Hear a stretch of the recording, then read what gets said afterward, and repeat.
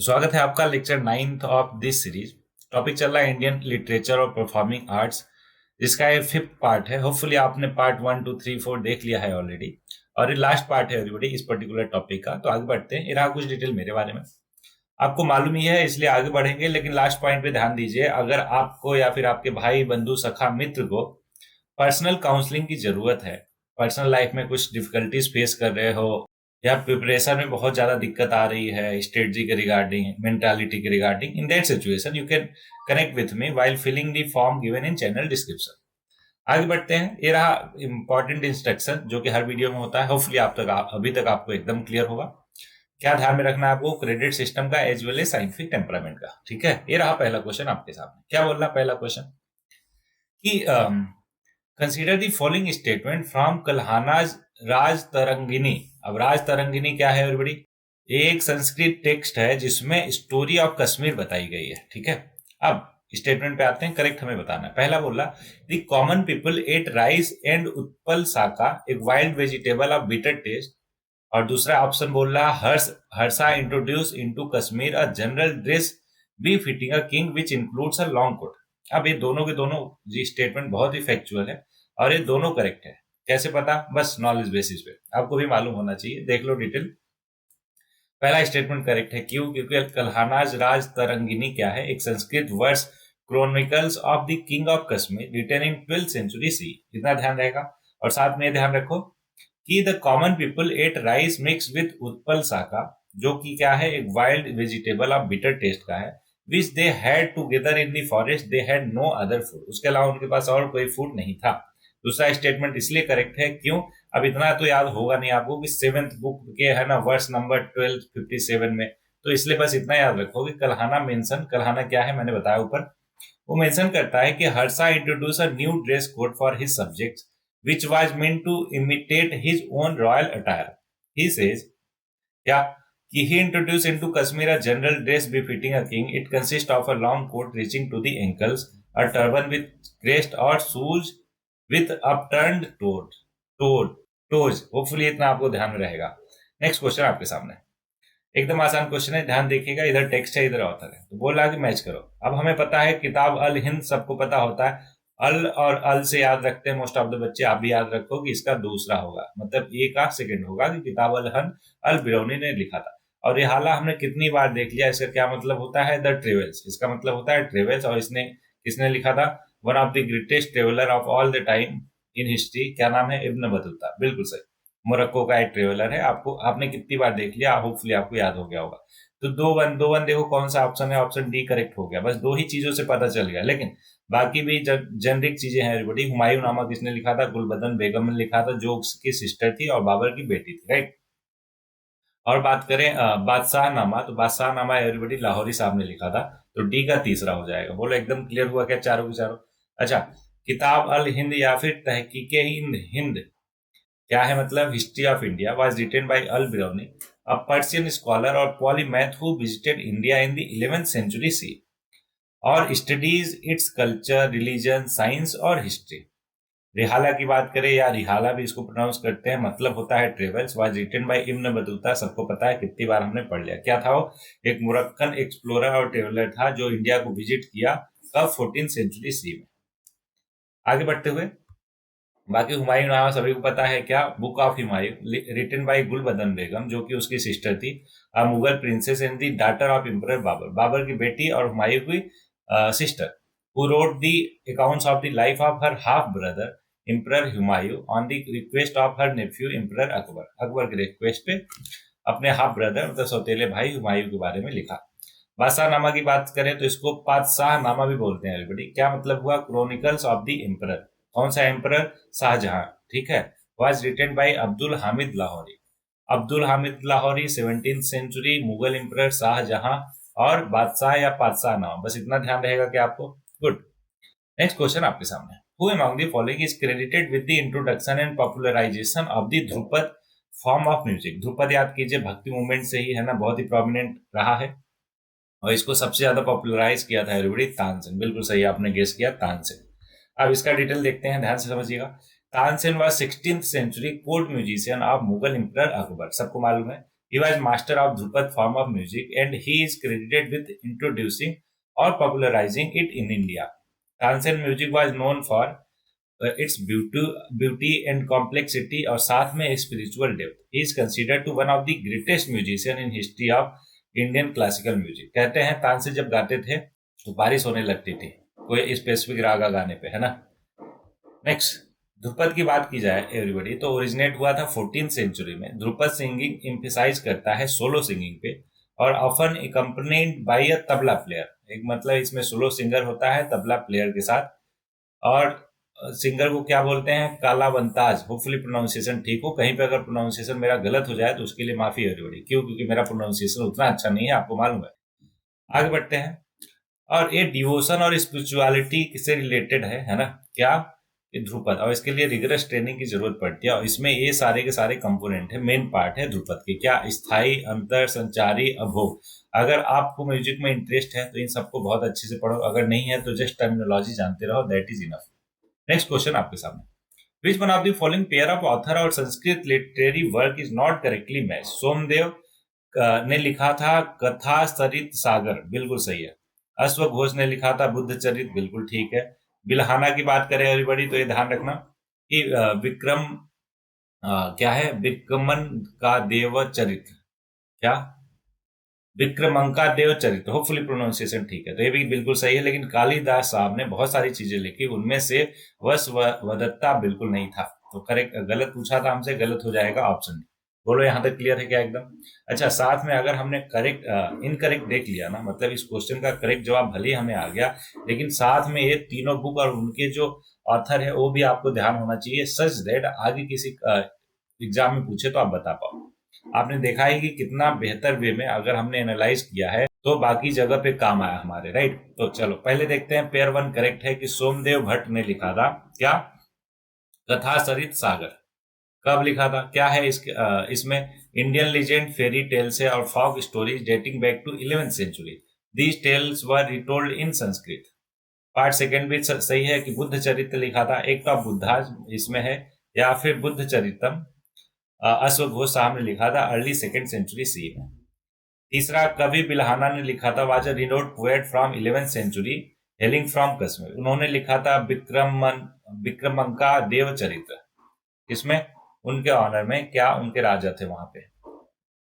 Option D जो है, कालिदास जो है author of many famous Sanskrit literary work including उनके, अब कालिदास के लिटरेरी वर्क देखो, क्या, अभिज्ञान शकुंतलम है ना, और रघुवंश, कुमार संभवम, और लेकिन ये तीनों के तीनों किसके हैं, कालिदास के लिटरेरी वर्क है एवरीबॉडी। लेकिन अगर हम बात करें वसवदत्ता की तो एक संस्कृत प्ले है, सुबांधु साहब ने लिखा था, 7th सेंचुरी इंडियन पोएट थे, उन्होंने लिखा था क्या, वसवदत्ता, ठीक है, वसवदत्ता, होपफुली प्रोनाउंसिएशन मेरा ठीक है। अब important James during Chandragupta second आप देख लो, कालिदास, उन्होंने क्या क्या लिखा था पता है आपको, मालिका अग्निमित्र और Vikram Vasiya. His two well known epics are Raghuvansh और कुमार संभव, और ऋतु संहारा और मेघदूत आर हिज 2 लिरिक्स। इतनी चीजें ध्यान रहेंगी किसके बारे में, कालिदास के बारे में। चलो आगे बढ़ते हैं, विशाख दत्त की बात करते हैं। Was the author of 2 Sanskrit drama Mudra Rakshas और देवी चंद्रगुप्तम। कितनी बार आ चुका है हमने देख लिया, क्या, मुद्र राक्षस और देवी चंद्रगुप्तम किसने लिखा, विशाख दत्त ने लिखा। शुद्रका की बात करें एवरीबॉडी, कई बार ये भी देख चुके हैं हम कि मृच कटिका को शुद्रका जी ने लिखा था। भारवीज क्या है, कृतार्जुनिया, होपफुली प्रोनाउंसिएशन ठीक हो मेरा, कृतार्जुनिया, इसको किसने लिखा था, भारवी जी ने लिखा था, जो कि है story of conflict between arjuna और शिवा। डांडीन की बात करें एवरीबॉडी तो ऑथर ऑफ काव्य दर्शा है और दशा कुमार चरित्र, ये किसने लिखा था, दांडीन साहब ने लिखा था। वहीं पे वसवदत्ता की अभी देखा हमने, सुबांधु जी ने लिखा था। और विष्णु शर्मा कंपोज दी पंचतत्व स्टोरी, आपको मालूम ही है। अमर सिम्हा की बात करें तो उन्होंने अमर कोश बनाया था, जो कि क्या है, एक डिक्शनरी है, इसलिए इनको लेक्सिकॉन बोलते हैं, क्या बोलते हैं, लेक्सियोग्राफर। किसको, अमर सिम्हा को। बोलो इतना ध्यान में रहेगा, गुड। अगला, who among the following is the author of the Kiratarjuniya. अभी ऊपर नहीं देखा हमने, क्या, कि भारवी साहब ने किरातर्जुनिया लिखा, अभी ऊपर देखा हमने, कौन सा पॉइंट है देखो, भारवी है ना, Kiratarjuniya is the story of conflict between Arjuna and Shiva. So everybody, यही फायदा होता है हमें कि डिटेल में किसी क्वेश्चन को जब एनालाइज करते हैं तो उससे जो इन्फॉर्मेशन मिलती है वो हेल्प करती है हमें अगले क्वेश्चन को सॉल्व करने के लिए, जो जिसका सीधा साधा एग्जांपल अभी आपने देखा, राइट। तो करेक्ट आंसर हो जाएगा इसका भी। देखो ऊपर कौन सा क्वेश्चन था, ऊपर क्वेश्चन था 2021 का, ठीक है, कोई बात नहीं। मतलब ये है कि आप समझो कि एक क्वेश्चन का एक्सप्लेनेशन दूसरे क्वेश्चन में काम में आता है। बताओ एकदम क्लियर हुआ क्या? अभी देखा हमने भारवी क्या थे, एक 6th सेंचुरी संस्कृत पोएट थे who is best known for his epic poem Kiratarjuniya. His belong to the Navratna of Chandragupta II. Quote, Kritarjunya is a long poem that tells the story of a battle between Arjuna, एक Pandava prince, और Shiva at Indrakiladri, disguises as the forest dwelling hunter. इतना ध्यान में नहीं रखना है, just आपको ध्यान में रखना है क्या कौन सी रचना है, किसने लिखी है, कब लिखी है, ठीक है। अच्छा, उसके बारे में किसके बारे में है ये भी पता हो जाए तो ज्यादा है सोने पे सुहागा काइंड ऑफ। अगला, तुलसीदास जो है क्या क्या लिखे हैं, तीनों चीज है, अब ध्यान से बताना है। रामचरितमानस जग जाहिर है, सबको मालूम होता है कि तुलसीदास जी ने लिखा है रामचरितमानस। लेकिन पदावली लिखा है क्या? बिल्कुल नहीं। कवितावली बिल्कुल लिखा है। तो पहला और तीसरा करेक्ट होगा एवरीबॉडी। क्या पहला और तीसरा?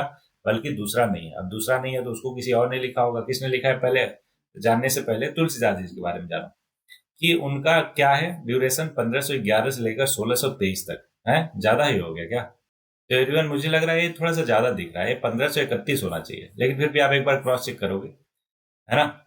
was a poet of the Sri Vaishnav tradition and was celebrated for his deep devotion to Lord Rama। ध्यान रहे राम, है ना।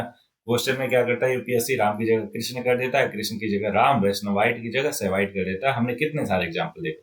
ही composed various steam word in languages like Sanskrit में, अवधी में, ब्रज में, but he is most renowned as the author of the epic क्या, Ramcharitmanas. Option A बिल्कुल correct है, आपको भी मालूम है। सेकंड वाला बिल्कुल करेक्ट गलत है। क्यों?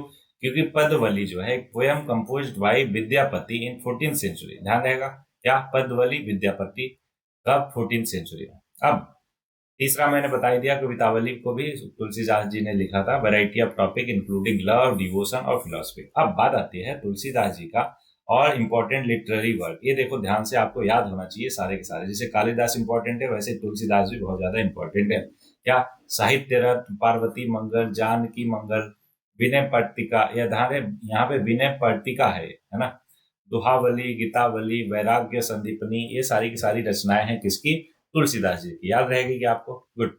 नेक्स्ट क्वेश्चन आपके सामने, the Sufi work Kashf ul Mahjub was written by. तो कस्ब उल मजहूब, होपफुली प्रोनाउंसिएशन मेरा ठीक हो, इसको लिखा था हुजविरी ने, जिनका पूरा नाम है अब्दुल हसन अल हुजविरी। होपफुली प्रोनाउंसिएशन मेरा ठीक हो। देख लेते हैं ध्यान से डिटेल में कि सूफी वर्क कस्ब उल मजहूरी। अच्छा, रूमी के साथ साथ ये हुजविरी भी बहुत ज्यादा फेमस है। किसमें? सूफी सूफी सेंट में। तो also known as Ali Hujwiri, he was a Persian Sufi saint and writer who lived in the 11th century. Kashf ul Mahjuri एक one of his most famous work है and considered a significant text in Sufi literature. मैंने बताया कि Sufi one of the greatest Sufi saint माने जाते हैं कौन? अबुल हसन अल हुजैरी। किसके साथ? रूमीज के साथ। रूमी का आपको पूरा नाम पता है क्या? जरा कमेंट बॉक्स में बताना। It explore various aspect of Sufism including spiritual purification, the stages of Sufi path and the concept of unveiling या फिर कस्ब। क्या नाम है? कॉन्सेप्ट ऑफ अनविलिंग को कस्ब बोलते हैं उर्दू में। नेक्स्ट आपके सामने question, why was the Siddhar poetry of Tayumanavar famous? क्यों फेमस है सित्तर पोएट्री किसका? तय्युमनवर का। ध्यान रहे, सित्तर पोएट्री किसका है? तय्युमनवर का है। और फेमस क्यों है? क्योंकि एवरीबॉडी उसमें उन्होंने प्रोटेस्ट दिखाया है अगेंस्ट कास्ट सिस्टम।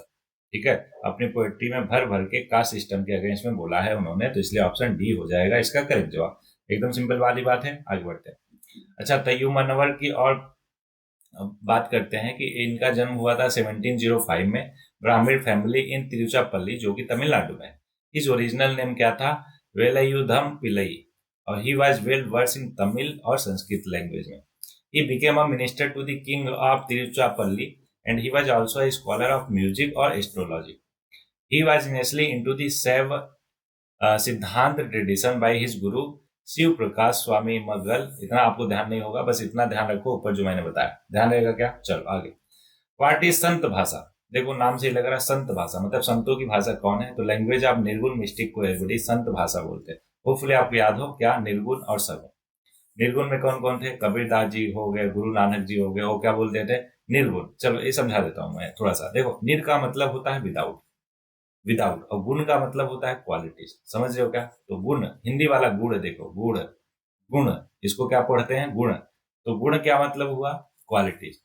तो निर्गुण का मतलब क्या हुआ, विदाउट क्वालिटी, मतलब एक ऐसा ईश्वर, एक ऐसा खुदा, एक ऐसा भगवान जो विदाउट फॉर्म, विदाउट कोई क्वालिटी है। लेकिन वहीं पे सगुण की बात करें तो स का मतलब होता है विथ, और गुण का अभी मतलब बताया क्वालिटी। तो जो क्वालिटी के साथ हो, जैसे उसमें दया भावना हो, है ना, और वो सब कुछ कर सकता हो, एक फॉर्म हो उसका, तो उन सबको सगुण बोलते हैं बड़े। क्या, सगुण की वो विथ गुण, मतलब विथ क्वालिटीज है। बोलो इतना बात क्लियर हुआ क्या। तो सगुण का एग्जाम्पल हो गए जैसे तुलसीदास जी हो गए, क्या, वो राम के बहुत बड़े भक्त हैं।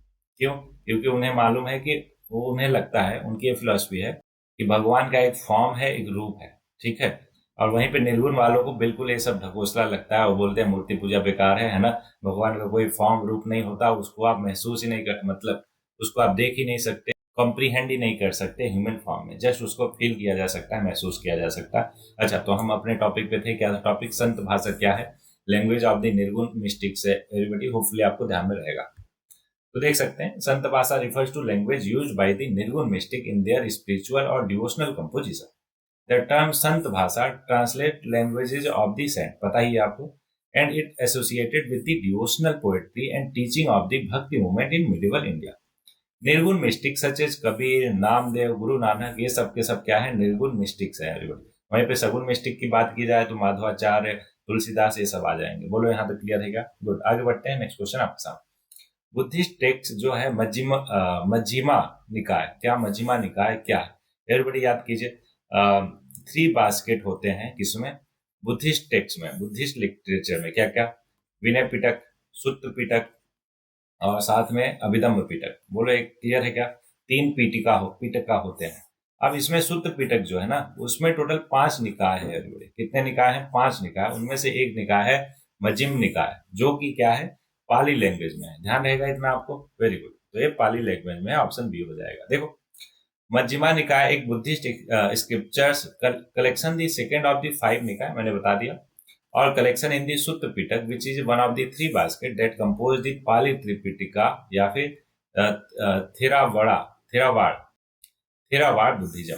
इतना ध्यान रहेगा आपको। आगे बढ़ते हैं फिर, ये रहा नेक्स्ट क्वेश्चन आपके सामने। Which of the following statement about the Bengali literary EPIC Meghnath बाध काव्य, क्या, मेघनाथ बाध काव्य 1861 में लिखा गया था, उसके बारे में क्या क्या करेक्ट है। पहला देखो, it was written by Michael Madhusudan Dutta, बिल्कुल सही है एवरीबॉडी।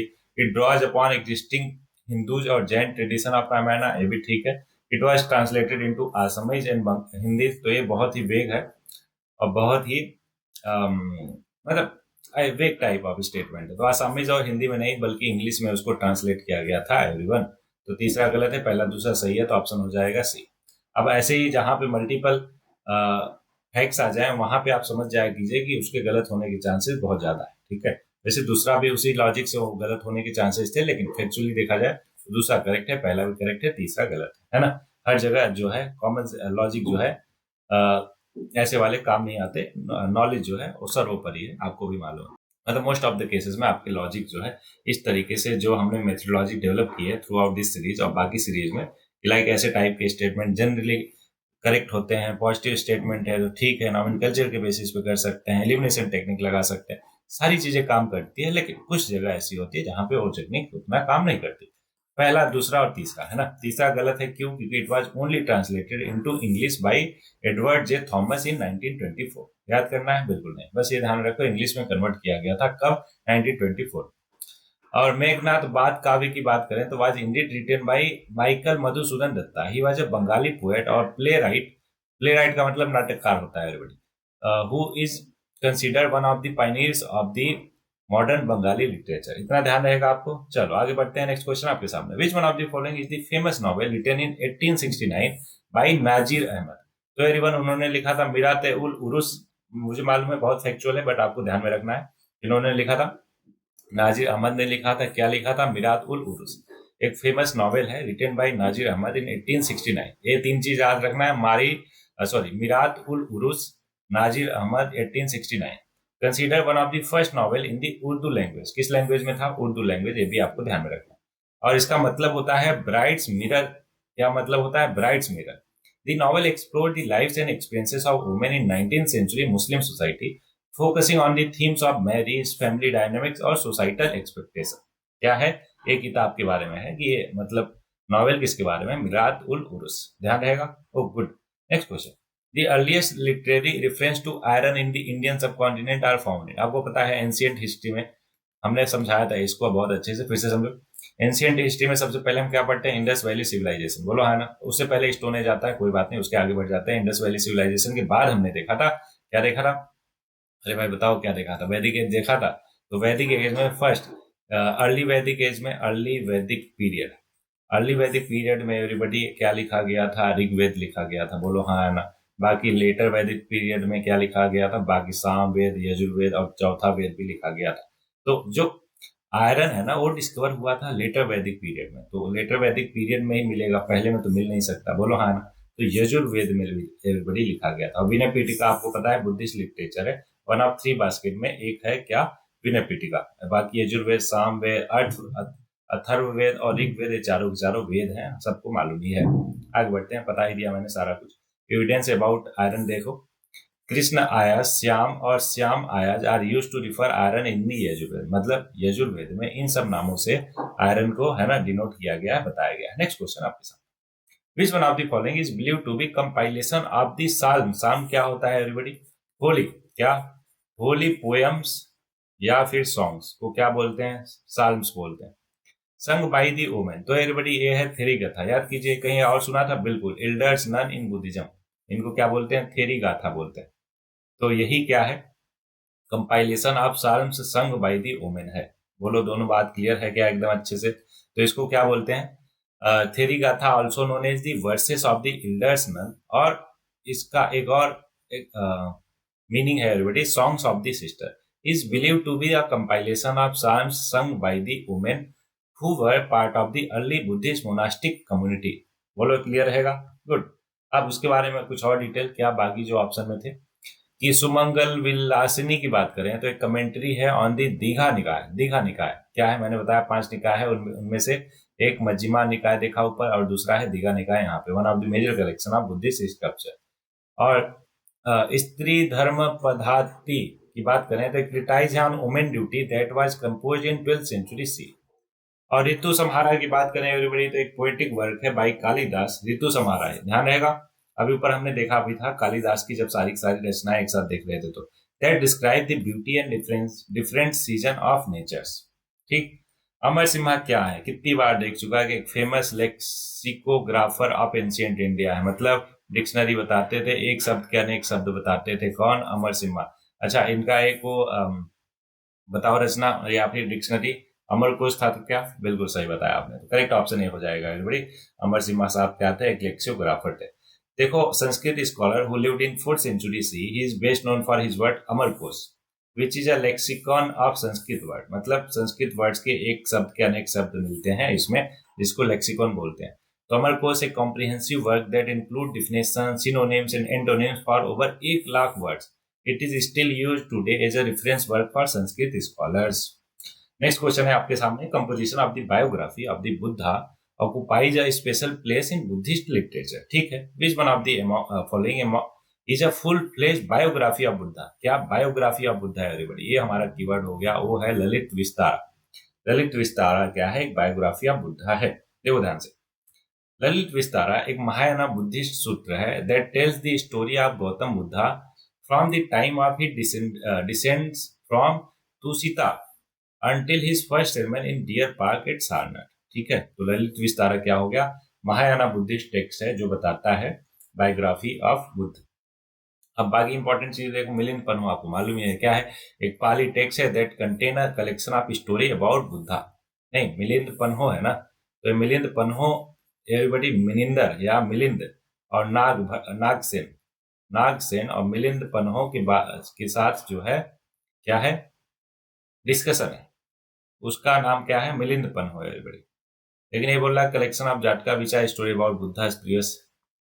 एवरीबडी इसको भूल जाओ। अभी मैंने क्या बताया, होपफुली आपको ध्यान में रहेगा। मिलिंद पन्नो क्या है, मिनिंदर और नागसेन के बीच में डिस्कशन है, होपफुली आपको ध्यान रहेगा। नेक्स्ट, सरिपुत्र प्रकरण बात की जाए तो एक Mahayana Buddhist sutra that tells the story of Sariputra, one of the Buddhist chief disciples. ठीक, अब लास्ट है कि अवदंत शतका की बात करें तो एक कलेक्शन ऑफ 100 अवदानाज, जो कि है stories about the Buddha's previous lifes. Avadanas are often used to illustrate the Buddha's teaching. They are often dramatic and exciting, and they can be very moving. बोलो यहाँ तक एकदम अच्छे से क्लियर हुआ क्या? अरे बोलो हाँ है ना? गुड। सो एवरीवन, ये सारी की सारी चीजें हो गई इस क्वेश्चन के बारे में। होपफुली आपको एक एक चीज बहुत अच्छे से ध्यान होगा, क्लियर होगा, कहीं पे कोई भी डाउट, कंफ्यूजन, क्वेरी नहीं होगा। अगर कहीं पे है तो डिस्कस करो, है ना, कमेंट करो, अपन बताते हैं। तो लास्ट में रहा 2 लाइन आपके लिए। अच्छा, तो अभी मैंने क्या किया कि ये सारा कुछ लिटरेचर पढ़ रहे हैं एनसीईआरटी, तो क्यों ना वहीं से, है ना, अच्छी अच्छी लाइंस जो है वो उठाया जाए। तो देखो आज के लिए है कि सर्वम परवसम दुखम सर्वमात्वसम सुखम, मतलब होता है dependence on others lead to suffering, self reliance lead to happiness. इसीलिए अपनी लाइफ का कंट्रोल अपने हाथ में लो और ट्रू हैप्पीनेस अचीव करो। कैसे होगा? जब आप एफर्ट डालोगे, बेहतर करोगे, तो जीवन आपका बेहतर होगा। ठीक है, तो इन्हीं शब्दों के साथ एवरीबॉडी इस लेक्चर में इतना ही। मिलते हैं नए लेक्चर में, तब तक के लिए पढ़ते रहिए, आगे बढ़ते रहिए।